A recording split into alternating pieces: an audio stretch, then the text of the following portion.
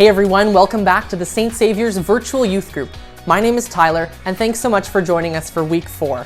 Thanks so much for all the feedback and support this last month while we've launched this brand new program. If there's a topic that you want us to talk about, send me a message. I'd love to hear what you want to see. If you haven't already, click that subscribe button and hit the bell icon so that you get notifications every time we post. Also, give this video a like. Without further ado, let's get started. Today's topic: dealing with bullying. For today's topic, we're going to be discussing the different types of bullying, the effect that bullying has on youth today, as well as steps that you can take if you're experiencing bullying. Today, we're going to hear from 2 special guests. They're going to share with us their perspective on bullying, the way that it affects our mental health, and tips for what you can do if you or someone that you know is experiencing bullying. Here's our first special guest, Ryan Francis.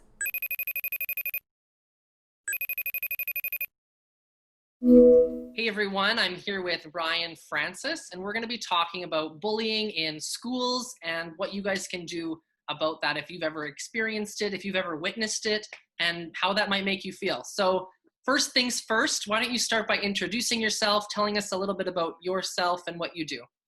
Thanks, Tyler. My name is Ryan Francis. I'm currently the principal at Bertrand E. Glavin School in the River East Transcona School Division. I've been an educator in this school division for 23 years. It has gone super fast. I was a classroom teacher at Kildonan East Collegiate for a few years. Then I was a classroom teacher at Robert Andrews School, which is a junior high school in East St. Paul. Then a high school teacher at River East Collegiate for 5 years. Then I went to Kildonan East Collegiate in the capacity of a guidance counselor. Then I entered administration at Donwood School. So I was a vice principal at Donwood School for 4. And then Bernie Wolf School, I was a vice principal, and that's a K-8 school. And now I am principal at Bertrand E. Glavin. I've been here for 3 years. That's awesome. Mm-hmm. So you have worked with every grade and every aspect of a school. I have, yeah. That's pretty cool. So that'll give you a good perspective into all aspects of what we're going to talk about today. Yeah, for sure. So what is your experience with bullying in schools as from an educator's perspective? Is it an issue? Do you see it happen daily? Is it something that's ongoing? What are your thoughts?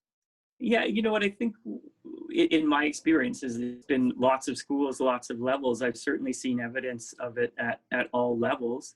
But I think it's also something that schools work very hard on to counter and educate. So we do try to do a lot of proactive things in the school in terms of positive school-wide behavior to make sure that everyone is respected, but also being in the education system for 23 years, there's been a bit of a shift. So when I started, there was the term cyberbullying wasn't an issue.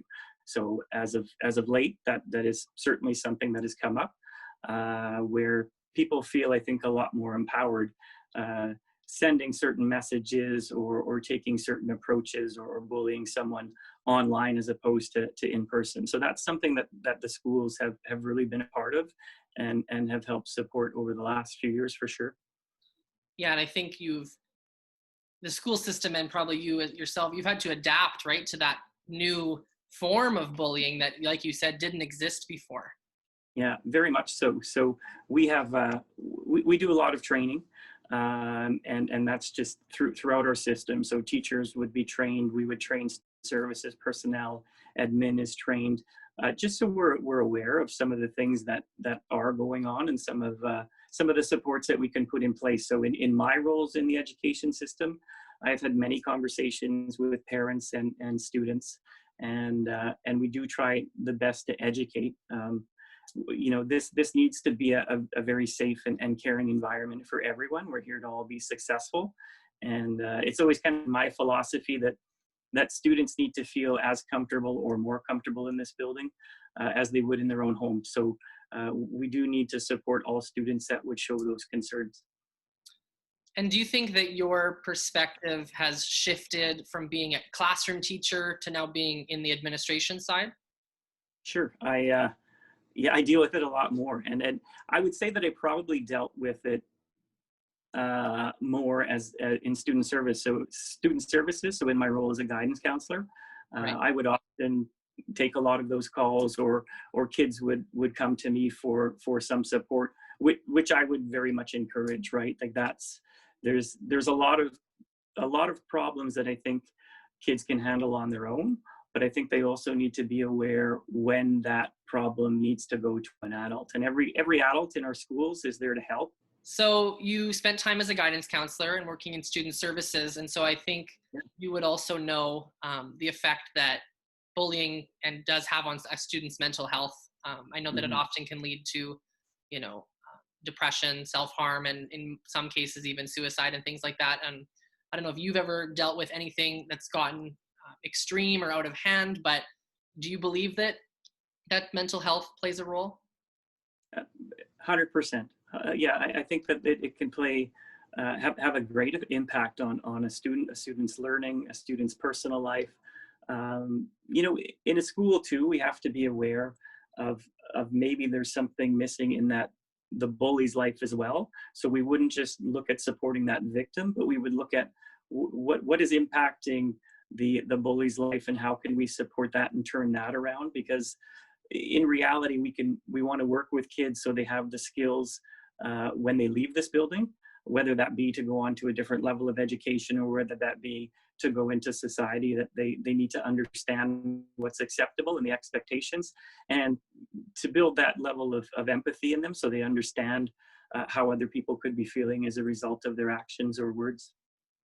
Right, like what is leading them to treat someone like that, right? What's going For on in sure. their home life? What's going on in their, in their personal life, or even in the classroom that somebody might not be catching, right? I Yeah. think it is important to not throw complete blame onto somebody because they're probably dealing with something too.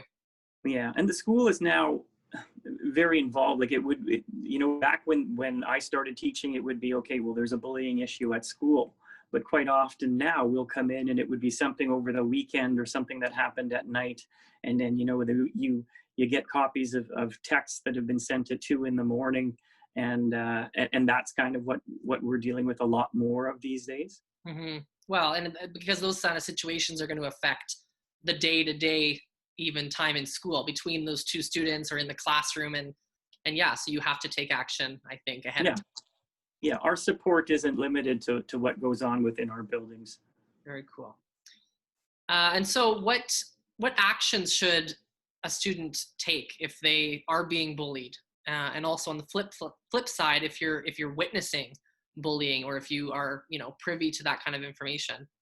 Yeah, and I think I've mentioned that before. Like every adult in a school is a good person to turn to for support. So kids should never be afraid to go to that adult. That's why we're here, and we work very hard at establishing those relationships, whether it be a classroom teacher or a principal or a guidance counselor or an EA.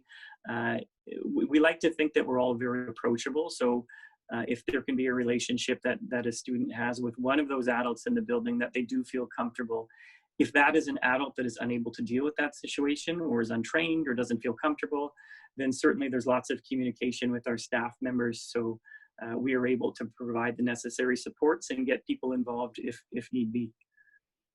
Very cool. And that would be, I guess, on the same side, if you're witnessing it as a bystander, right? Mm-hmm.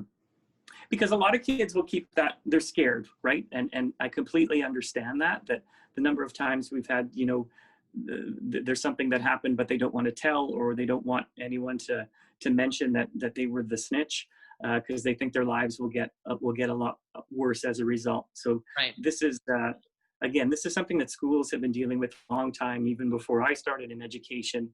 So there's a process. So people need to know that there is a process, and if they are being bullied or intimidated, we can certainly help with that, and not to be afraid to do so and reach out for that help.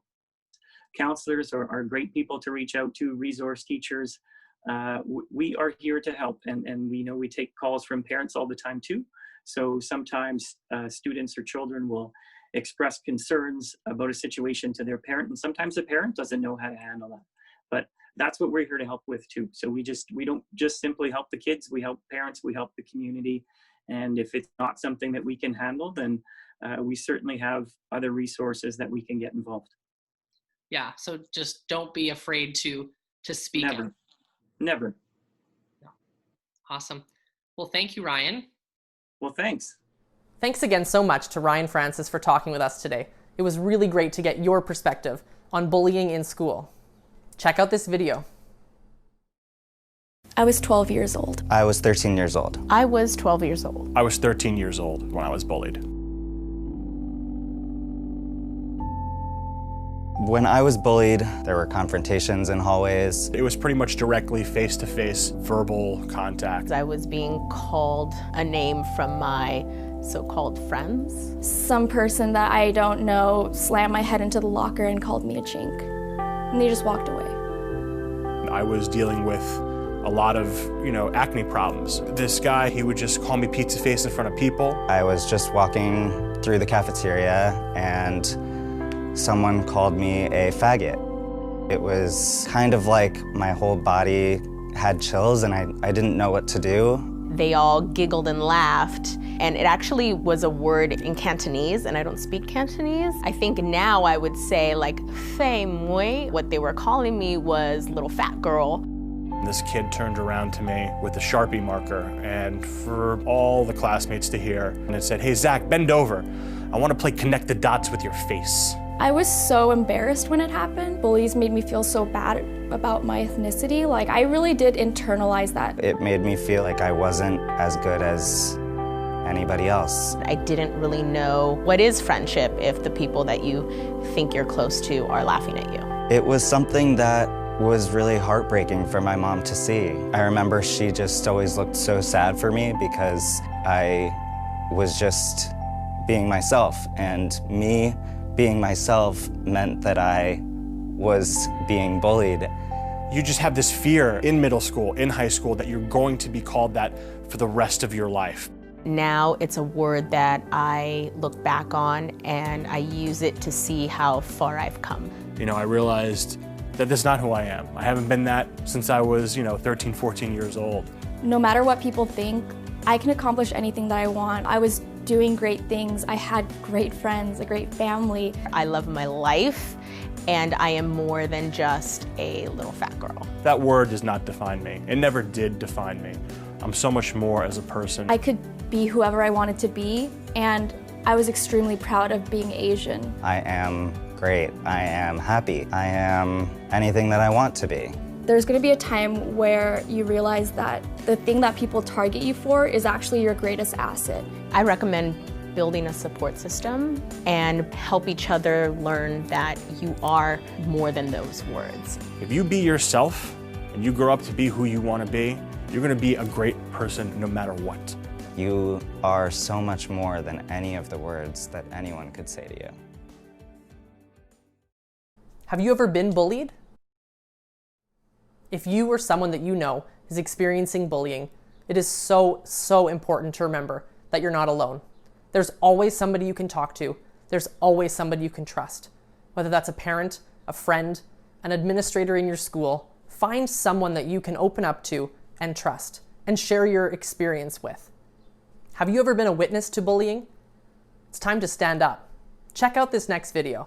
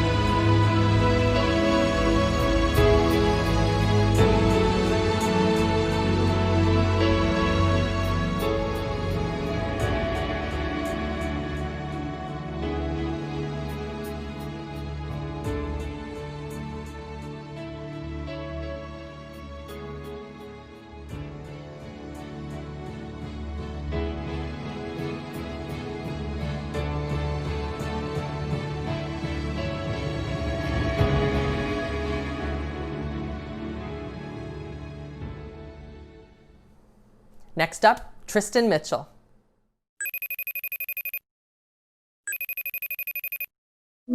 Okay, hey everyone. We've got a really great friend of mine here, and he's going to share some information about bullying, his experiences with bullying, and hopefully give you guys some tips on what you can do if you're experiencing any bullying. Why don't you start by introducing yourself and telling us a little bit about you? All right, hello everybody. My name is Tristan Slade Mitchell. I'm 19 years old, and currently I am studying paramedicine out of Holland College here on the beautiful Prince Edward Island. I grew up in Ontario, in Toronto. My mother owned a dance school, and I have two wonderful parents. They now live in Alberta, so I miss them a lot, and I don't get to travel because of COVID, but I'm working hard out here, and it's nice to be able to connect with a great friend like yourself, Tyler. Awesome. Well, I'm so glad that we could find time to do this. And yes, I know we haven't known each other many years, but yes, we are really good friends. We have really great conversations, and I always can count on you to share wisdom, especially with young people, as we've both worked a lot with young people. Well, you know, in my life, I just want to throw out there, the greatest wisdom that I've received has come from other people who have opened the door to have conversations with me and be genuine. So I want to give back and share as much as I can with everybody else, because I think personal experiences add value to our lives. Totally, definitely. So jumping right into it, I think it's probably true. It was true for me, definitely growing up as a dancer. I know that can come with its own challenges, especially when it comes to bullying and stuff. And so just throwing it out to you, have you experienced bullying in your youth? Well, you know, Tyler, I'm not sure if we've had a conversation in the past, but I grew up as a dancer too. And there is not a lot of young men in the dance world. And in school, I got a lot of flack for it. I got made fun of. I got called names that nobody should be called. And a lot of times I really felt alienated from my peers because I was different. I wasn't playing sports. I wasn't experiencing that same sort of team environment. Dance teams are totally different than a hockey team, right? And so I just remember that distinctly throughout all of elementary school as a really defining problem that I went through was bullying. Yeah. And so what did you do about it when you were young?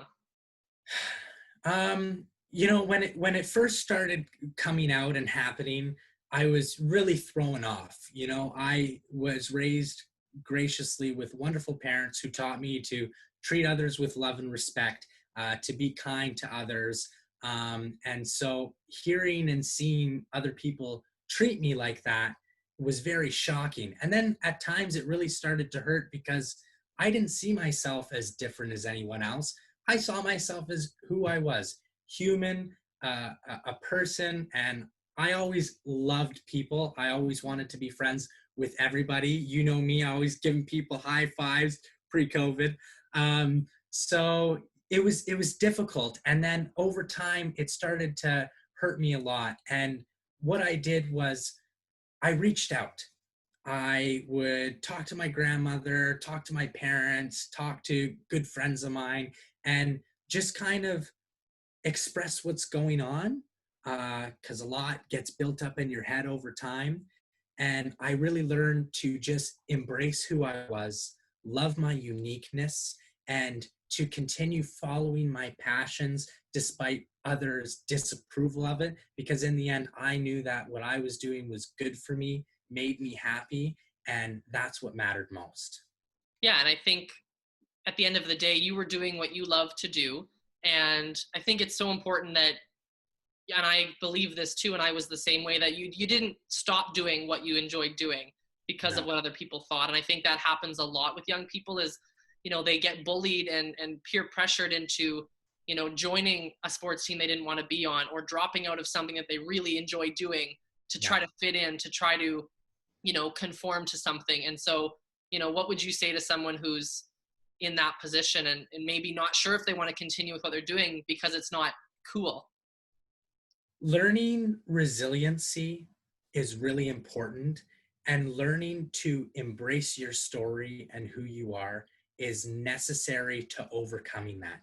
In the end, in this world, whether you're young and in elementary or middle school, or whether you're an adult out in the workplace, there are always going to be individuals who are going to be rude, who are going to disapprove of the way you do things, who are going to criticize you for your beliefs or your practices or what you care about. And in the end, you need to establish for yourself, is this what I want to do for me? Does this make me happy? Is this good for me? If those things are established, then there's no reason that you should be ashamed of what you're doing. So I just encourage people, build a support circle, reach out to people that you trust and who are going to put you up and not put you down for something, because it's going to happen, and it's something that we can't avoid. And in the end, there's no standard of cool. You don't have to be this to be a good person. You don't have to be this to be somebody that people like. I stayed the way I was. I kept on dancing. And you know what? As I got older, I realized, wow, all those people were way over their head. They didn't know what they were talking about. And I was right to keep doing that. And I just hope that if there's anybody going through that you stay resilient, you find people to reach out to, and you don't ever, ever, ever be ashamed of being who you are. Yeah, that's so important, I think, especially what you said, finding, people that are in your zone, who are on your team, who are going to celebrate you, right? Surround yourself with people who want to see you succeed and who support what you do unconditionally, no matter what that is. Exactly. Somebody who doesn't treat you with respect and puts you down for something that isn't morally or ethically wrong, that's not somebody that really should belong in your friend circle, because in the end, that's just going to become toxic. And we need to surround ourselves with more love, with more caring, because that kind of environment makes us keep wanting to grow in the best direction possible. Do you think that bullying would affect a youth's mental health? I mean, without a doubt. There's no doubt about it. The age group, middle school, high school, even elementary, those are times where young people are learning to interact. They are trying to find where they fit in, who they get along with. And, we're constantly seen every day by people who have different ideas of what's okay and what's not, because we all come from different homes and we all come from different backgrounds, right? And so if you're exposed all the time to people who criticize you, who name call you, it can make somebody go home at night and feel like they're not worth anything, that their life isn't valuable, that what they care about is not something that anybody else cares about. And one of the most important things we have to learn is that we all have worth. We all have value to give back. And so, mental health is something that we don't talk about early enough. We start talking, late middle school, sometimes in high school. Some people are really educated about it in high school, other people not so much. But your emotions and your well-being, that's interacted with your physical health. We study it right now in anatomy and physiology. Your brain and your emotions, those chemical interactions affect how your body deals with viruses, with inflammation and all sorts of things. So as much as we encourage everybody, get out, be active, stay healthy, you also got to find different avenues to work on creating a healthy mental well-being. Yeah, your emotional health, your mental health is so important, and it is so healthy to talk about these things, to feel these things, and to find people that you can express all those emotions and feelings to. And it's important to note that we're not weak for having these emotions. I remember as a kid, when I even got to a point where I was like, I don't care that they're calling me this or they see me as that. But it was like when I went home and I was like, I wish they didn't. And man, that kind of sucks. Sometimes I'd feel weak. And you have to realize you're not weak. You're human. You're a person. And when people treat you in a certain way, you're going to be affected by that no matter how much of a wall you try to put up in front of it. Yeah, and it's okay to care how people feel. Yes. It's okay to cry. Yeah. Like, you know, from 16, being a young guy, I remember being like, you know, oh, crying's not for me. I'm not emotional. And as I get older, I realize that you end up bottling it up when you try to hide from it. So don't be afraid to be emotional. When you're going through stuff, there's a process of grieving, of dealing with emotions. And you shouldn't be afraid to do that, because in the end, we're all just people. Yeah, very true. For the last question, what would you suggest to someone who is in this situation, a young person in middle school and high school who's experiencing bullying, who maybe doesn't know what the next step is or where to turn to? What would be something that you would recommend for them?